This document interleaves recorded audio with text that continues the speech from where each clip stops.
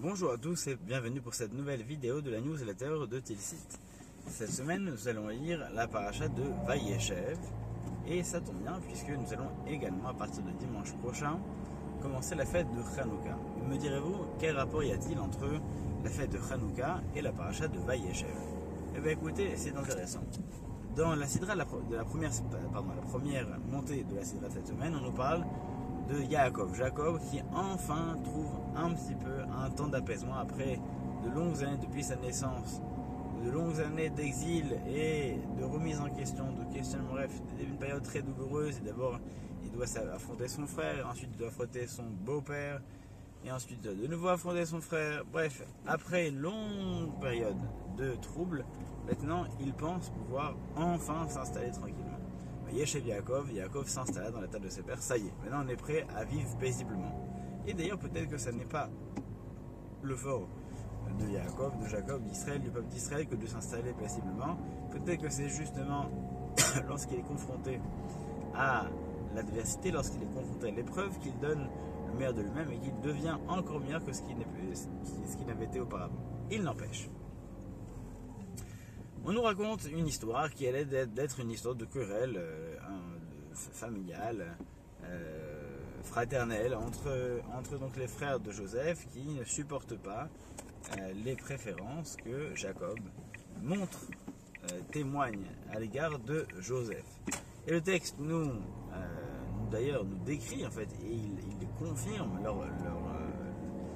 leur ressenti en disant que Ve'asalo Ketenet Passim, il avait fait à Joseph une tunique particulière.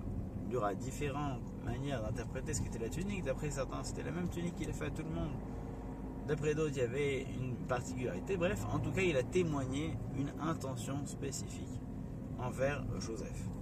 Et le texte nous dit pourquoi est-ce que Yaakov aimait Yosef, qui ben Zekonim voulait, parce que c'était le fils de sa vieillesse, c'était le dernier enfant qu'il avait eu de Rachel, qu'il avait tant aimé.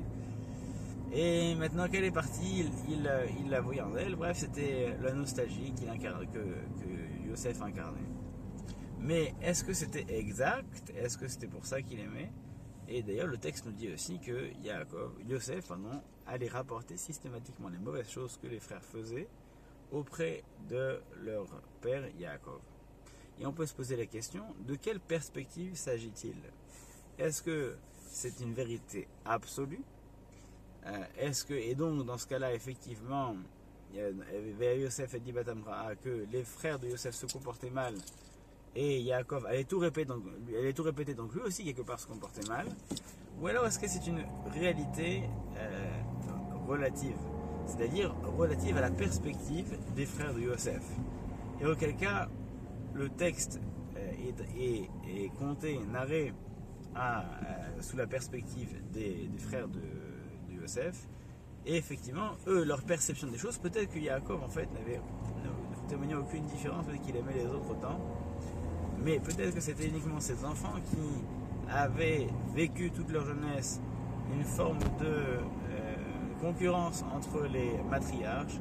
Maintenant, ils projetaient cette concurrence entre les enfants et ils voyaient que Yaakov traitait Yosef avec des faveurs spécifiques et particulières.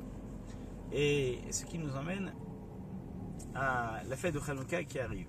Et la fête de Hanouka dit la récente tradition, toute récente, d'offrir des cadeaux. Il y a différentes formes de tradition, mais une tradition veut qu'on offre des cadeaux. Eh bien, c'est pareil, on a beau vouloir établir un équilibre entre les enfants, les uns avec les autres. Le premier jour, on donne un cadeau, le second jour, on donnera à l'autre un beau cadeau. Et bien, malgré tout, ce qui va compter le plus, ça va être non pas ce qu'on va faire, mais ce qui va être ressenti. Et la jalousie qui pourra être témoignée, et ce sera la vérité dans leur perspective. C'est-à-dire qu'une personne qui est jalouse ne se rend pas compte qu'elle est jalouse. Et donc, dans sa perspective à elle, c'est la vérité. Et si on lui pose la question, c'est comme ça qu'il décrira l'événement.